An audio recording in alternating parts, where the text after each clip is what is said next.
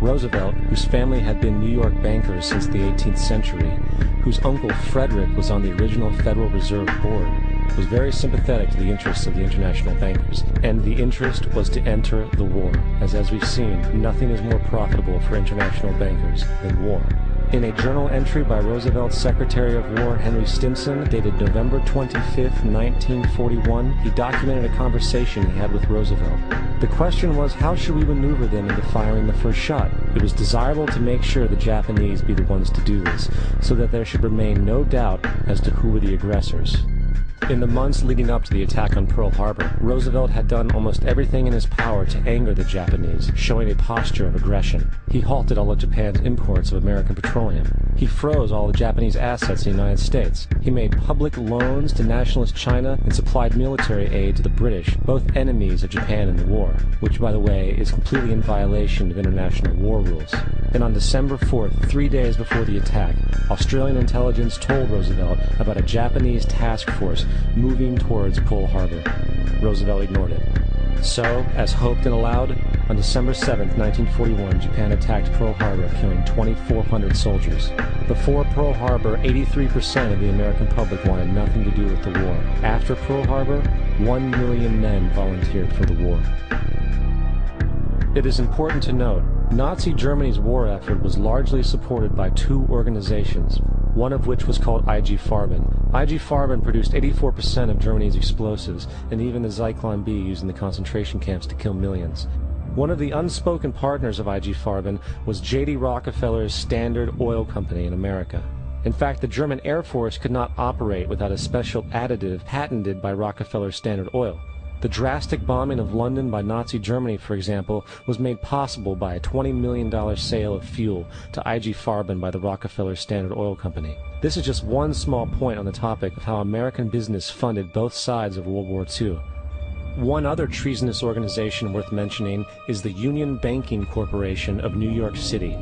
Not only did it finance numerous aspects of Hitler's rise to power, along with actual materials during the war, it was also a Nazi money laundering bank, which was eventually exposed for having millions of dollars of Nazi money in its vaults. The Union Banking Corporation of New York was eventually seized for violations of the Trading with the Enemy Act. Guess who the director and vice president of the Union Bank was? Prescott Bush, our current president's grandfather, and of course our former president's father. Keep that in mind when considering the moral and political dispositions of the Bush family. Vietnam. The United States' official declaration of war on North Vietnam in 1964 came after an alleged incident involving two U.S. destroyers being attacked by North Vietnamese PT boats in the Gulf of Tonkin. This was known as the Gulf of Tonkin Incident. This single situation was the catalytic pretext for massive troop deployment and full-fledged warfare. One problem, however, the attack on the U.S. destroyers by Vietnamese PT boats never happened. It was a completely staged event to have an excuse to enter the war. Former Secretary of Defense Robert McNamara stated years later that the Gulf of Tonkin incident was a mistake, while many other insiders and officers have come forward, relaying that it was a contrived farce, a complete lie. Once in the war, it was business as usual. In October 1966, President Lyndon Johnson lifted trading restrictions on the Soviet bloc, knowing full well that the Soviets were providing upwards of 80% of North Vietnam's war supply. Consequently, Rockefeller interests financed factories in the Soviet Union, which the Soviets used to manufacture military equipment and send it to North Vietnam.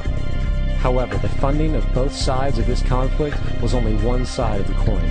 In 1985, Vietnam's rules of engagement were declassified. This detailed what American troops were and were not allowed to do in the war. It included absurdities like North Vietnamese anti-aircraft missile systems could not be bombed until they were known to be fully operational. No enemy could be pursued once they crossed the border of Laos or Cambodia. And most revealing of all, the most critical strategic targets were not allowed to be attacked unless initiated by high military officials. Apart from these imposed ludicrous limitations, North Vietnam was informed of these restrictions and therefore could base entire strategies around the limitations of the American forces. This is why the war went on so long. And the bottom line is this: the Vietnam War was never meant to be won, just sustained.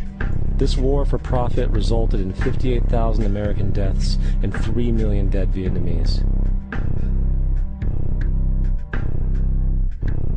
So, where are we now?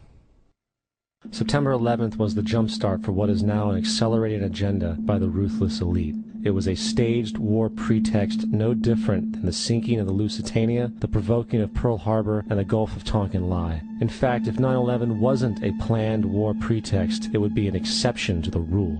It has been used to launch 2 unprovoked illegal wars, one against Iraq and one against Afghanistan. However, 9/11 was a pretext for another war as well, the war against you. The Patriot Act, Homeland Security, the Military Tribunals Act, and other legislations are all completely and entirely designed to destroy your civil liberties and limit your ability to fight back against what is coming. Currently in the United States, unannounced to most brainwashed Americans, your home can be searched without a warrant, without you being home. You can in turn be arrested with no charges revealed to you, detained indefinitely with no access to a lawyer, and legally tortured, all under the suspicion that you might be a terrorist.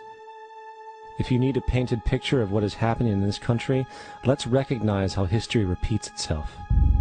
In February 1933, Hitler staged a false flag attack, burning down his own German parliament building, the Reichstag, and blamed it on communist terrorists. Within the next few weeks, he passed the Enabling Act, which completely eradicated the German Constitution, destroying people's liberties.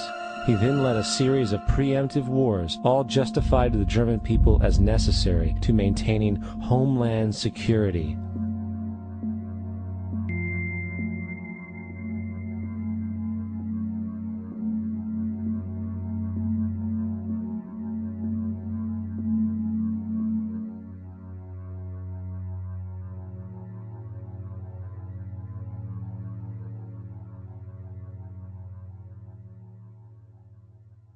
Am Schicksal des Kommunismus und der sich mit ihm verbrüdernden anderen Organisationen ändert dies nichts. Our enemy is a radical network of terrorists and every government that supports them. It's time to wake up. The people in power go out of their way to make sure that you are perpetually misled and manipulated. The majority's perception of reality, especially in the political arena, is not their own. It is shrewdly imposed upon them without them even knowing it. For example, the public at large actually believes the invasion of Iraq is going badly, as sectarian violence doesn't seem to stop. What the public fails to see is that the destabilization of Iraq is exactly what the people behind the government want.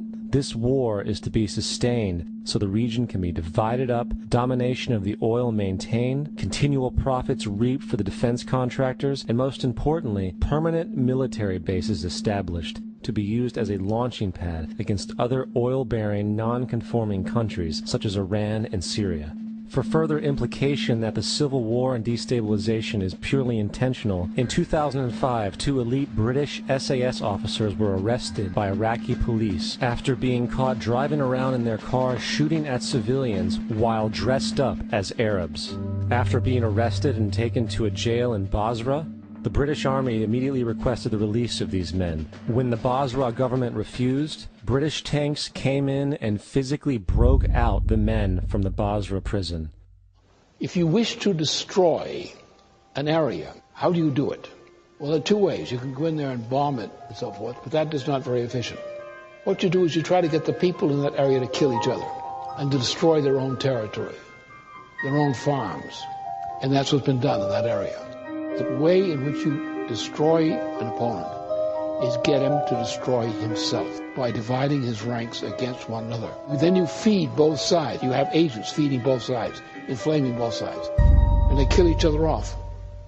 And it's time that some of us woke up to this reality, to understand that people who try to maintain empires and create empires do it by manipulating the people they're trying